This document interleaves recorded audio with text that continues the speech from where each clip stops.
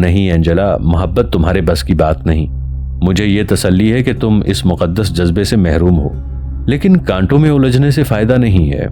بعض کانٹے بہت عجیب ہوتے ہیں، الجھنے والے کا دامن تار تار ہو جاتا ہے اور اسے خبر تک نہیں ہوتی۔ اینجلا کہنے لگی، ربیہ تمہارا خیال غلط ہے۔ میں محبت کے جذبے سے محروم نہیں ہوں۔ میں جس کسی کو اپنے دل کا مالک بناؤں گی تو اس کے لیے سب کچھ قربان کر دوں گی، لیکن وہ ایسا انسان نہیں ہوگا جو میرا ہم مذہب نہ ہو، جسے شہروں سے نفرت ہو۔ میں اتنی احمق نہیں کہ برف کے تودے میں آگ کی چنگاری تلاش کروں۔ اگر میں نے بشیر میں کوئی دلچسپی لی ہے تو اس کی وجہ صرف یہ ہے کہ وہ تمہارا معالج ہے۔ اگر تم برا مانتی ہو تو میں اس کی طرف آنکھ اٹھا کر بھی نہیں دیکھوں گی۔ میں آئندہ تمہارے ساتھ سیر کے لیے بھی نہیں آؤں گی۔ ربیہ نے کہا، نہیں اینجلا، میں مذاق کر رہی تھی۔ ربیہ کی بے قراری میں آئے دن اضافہ ہو رہا تھا۔ جمعے میں 2 دن باقی تھے۔ ربیہ نے اٹھ کر فجر کی نماز ادا کی تو اینجلا ہاتھ منہ دھو کر سیر کے لیے تیار کھڑی تھی۔ میریا ہر رات سونے سے پہلے یہ کہا کرتی تھی کہ میں بھی صبح سیر کے لیے تمہارے ساتھ چلوں گی، لیکن جب صبح اسے جگایا جاتا تو وہ درد سر یا کسی اور تکلیف کا بہانہ کر کے پڑی رہتی۔ تاہم جانے سے پہلے وہ اینجلا کو یہ ہدایت ضرور کرتی کہ بیٹی بہت دور نہ جانا، یہ لوگ بہت خطرناک ہیں۔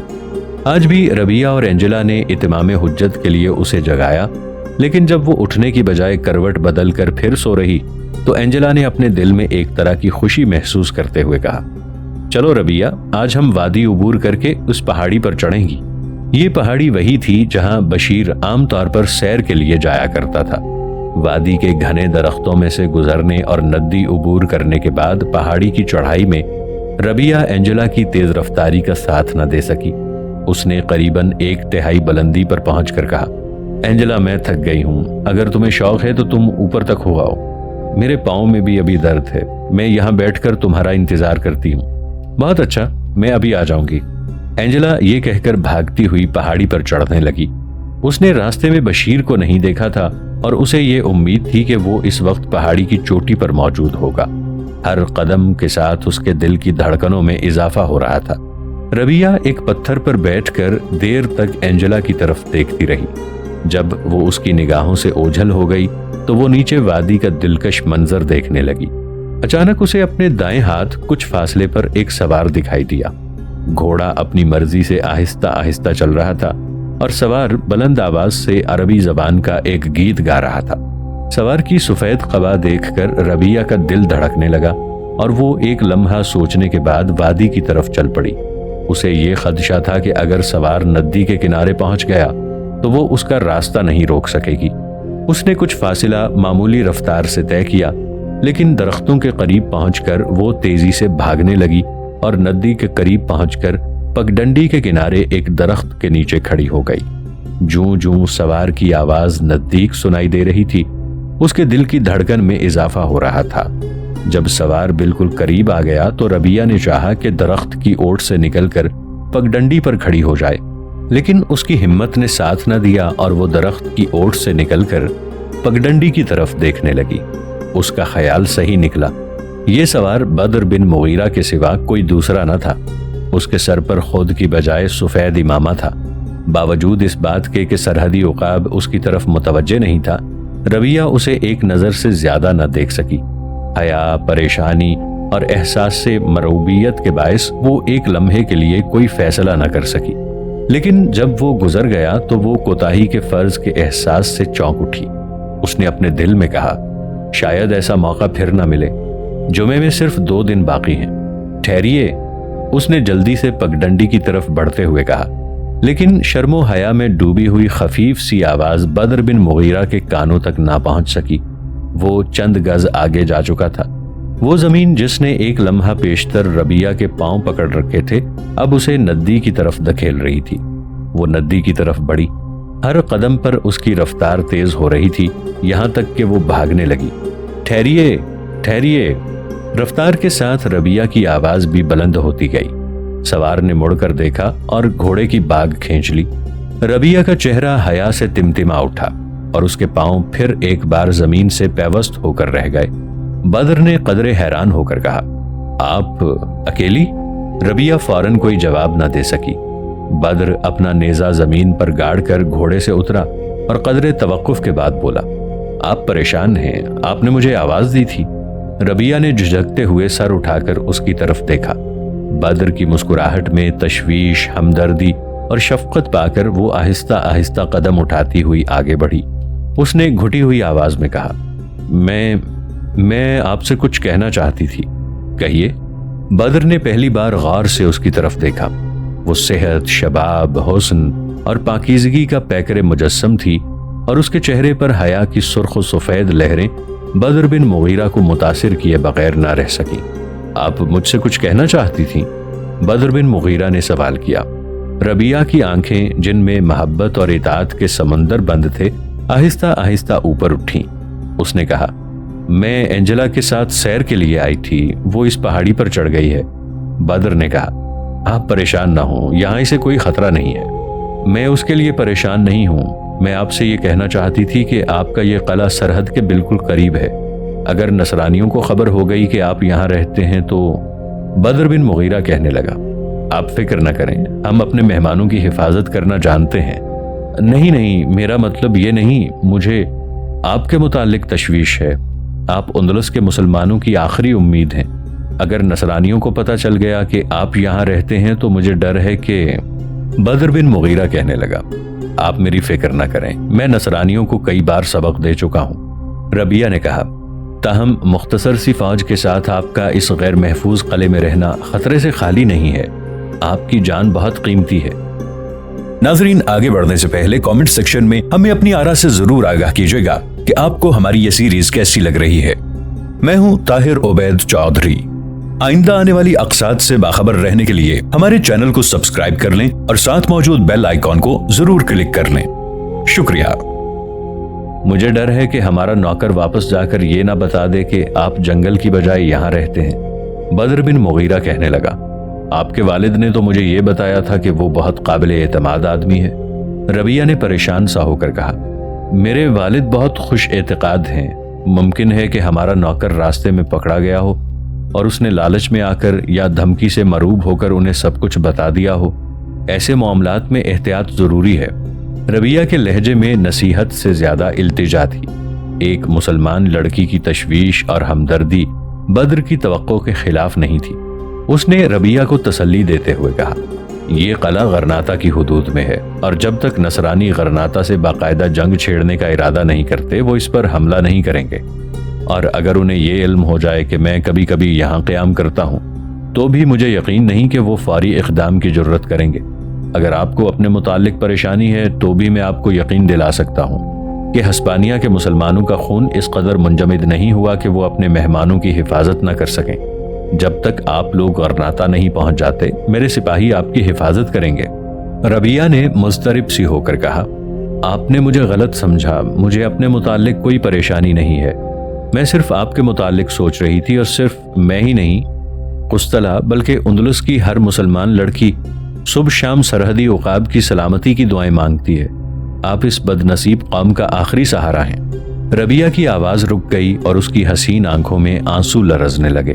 بدر بن مغیرہ نے قدرے متاثر ہو کر کہا، قوم کی بیٹیوں کو ایسے خدشات کا اظہار نہیں کرنا چاہیے جو مردوں کو عافیت پسند بنا دیتے ہیں، تاہم میں آپ کی ہمدردی کا شکریہ ادا کرتا ہوں۔ یہ کہتے ہوئے بدر بن مغیرہ نے گھوڑے کی رکاب میں پاؤں رکھ دیا، لیکن ربیہ نے جلدی سے کہا، ٹھہریے۔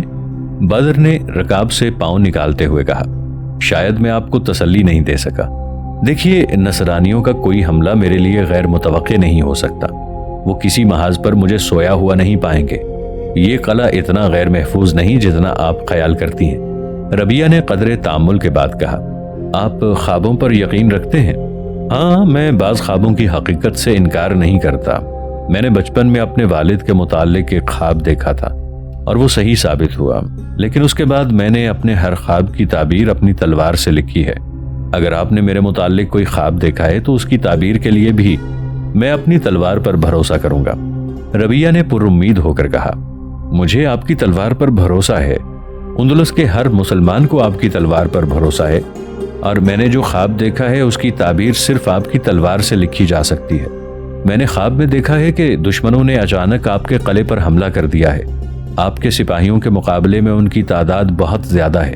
میں رات کی تاریکی میں قلعے کے اندر اور باہر خوفناک نعرے سن رہی تھی۔ مجھے ایسا محسوس ہوتا تھا کہ وہ قلعے کی دیوار توڑ کر اندر داخل ہو چکے ہیں۔ خوف کے باعث میری آنکھ کھل گئی۔ ہو سکتا ہے کہ یہ خواب میری توہمات کا نتیجہ ہو، لیکن آپ سے اس کا ذکر کیے بغیر مجھے چین نہیں آ سکتا تھا۔ بدر بن مغیرہ نے کہا، میں آپ کا شکر گزار ہوں۔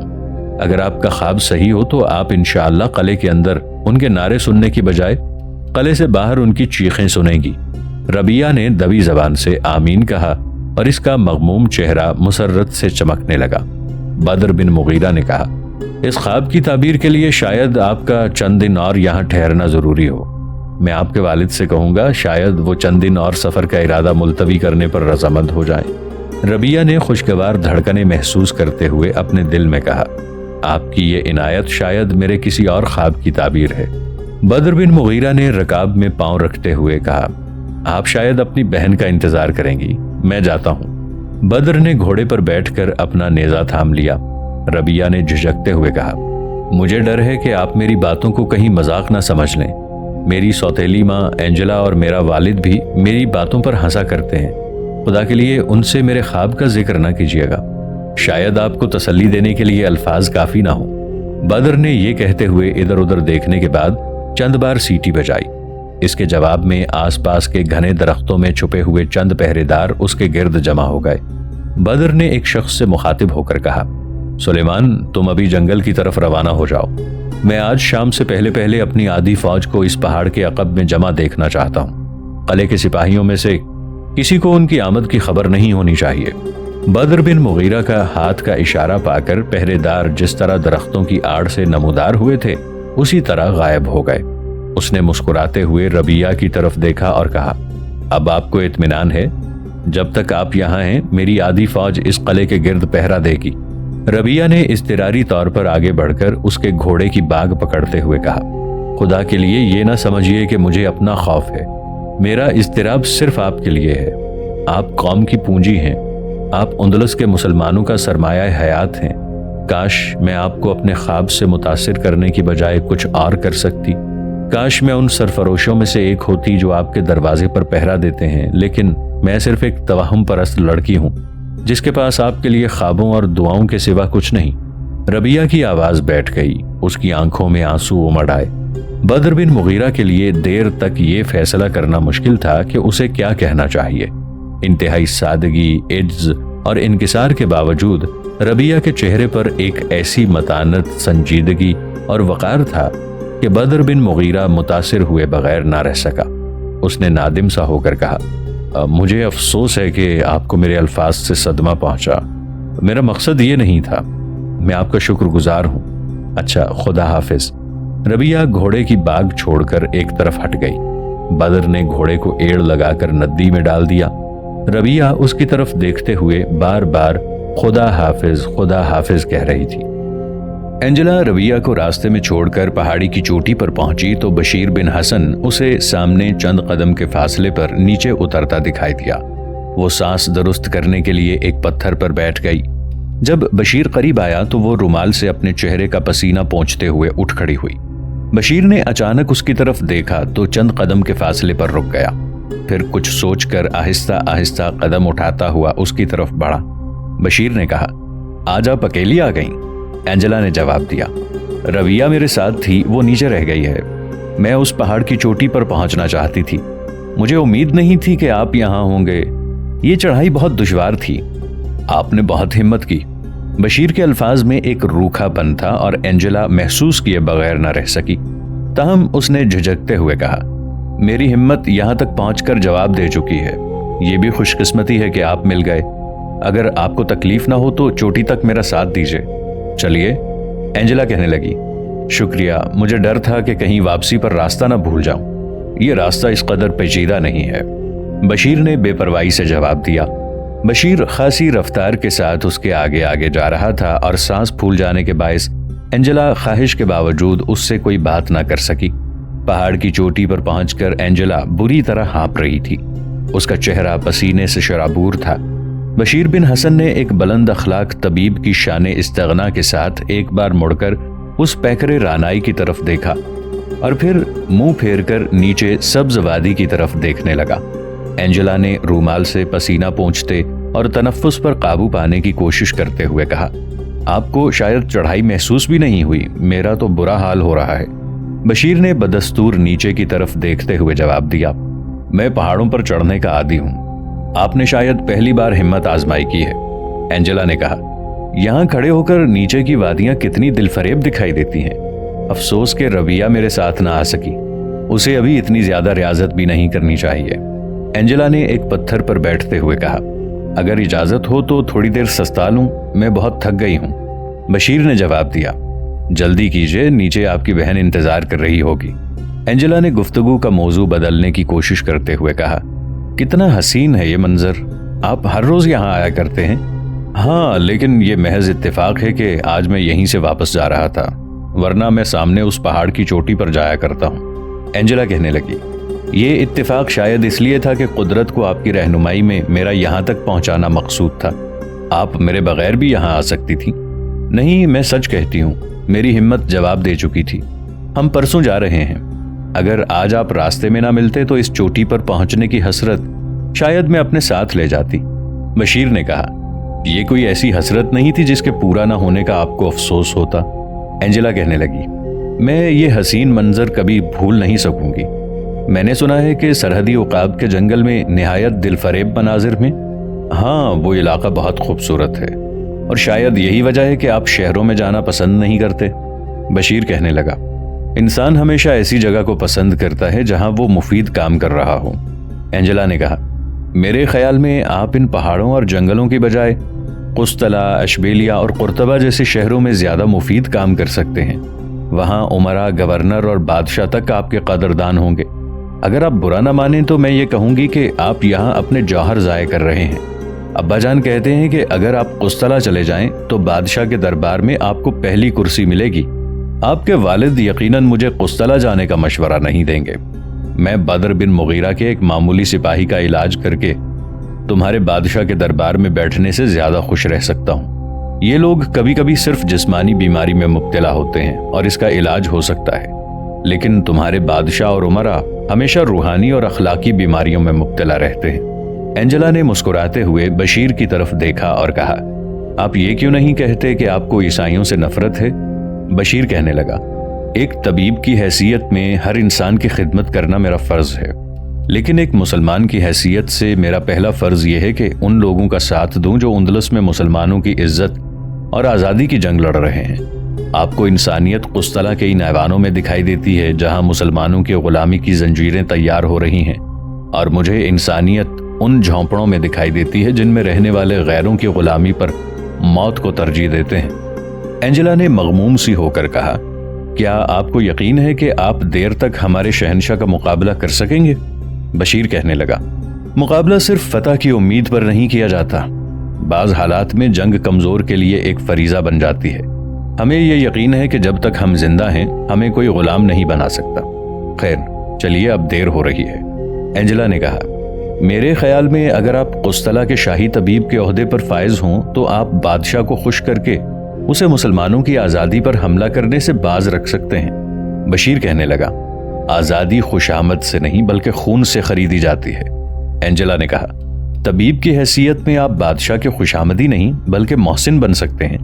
बशीर ने कदरे तुर्श लहजे में कहा, हमारे लिए अब तुम्हारे मगरूर बादशाह का मोहसिन बनने की सिर्फ एक ही सूरत है, और वो ये कि हम उसके हाथ से इस्तिबदाद की तलवार छीन लें, और जब वो हमारे रहमो करम पर हो तो हम अपने बुजुर्गों के अखलाक पर अमल करते हुए उसकी खताएं माफ कर दें। मैं अपनी कौम की दायमी जिंदगी के लिए एक सिपाही बनकर लड़ने को इससे आर्जी जिंदगी की भीख मांगने पर तरजीह देता हूँ। आप यहाँ मेहमान हैं, मुझे अफसोस है कि आपने खामखा ये बहस शुरू कर दी है। हस्पानिया और कुस्तला का मुकाबला अब बातों से नहीं तलवारों से होगा। बशीर आहिस्ता आहिस्ता पहाड़ी से नीचे उतरने लगा। एंजेला उठकर उसके पीछे चल दी। वो बार बार अपने दिल में कह रही थी, काश मैं ये बहस ना छेड़ती। दोनों देर तक खामोश रहे, लेकिन जब वो पहाड़ी से उतरकर दरख्तों में से गुजर रहे थे, एंजेला ने तेजी से कदम उठाते हुए उसके करीब पहुंचकर कहा, मुझे मालूम नहीं था कि आप इस कदर खफा हो जाएंगे। खुदा जानता है मैं आपकी दुश्मन नहीं हूं। आप खा कुछ भी करें, मेरी दुआएं आपके साथ होंगी, मुझे माफ कर दीजिए। बशीर बिन हसन ने मुड़कर उसकी तरफ देखा। उसकी आंखों से आंसू बह रहे थे।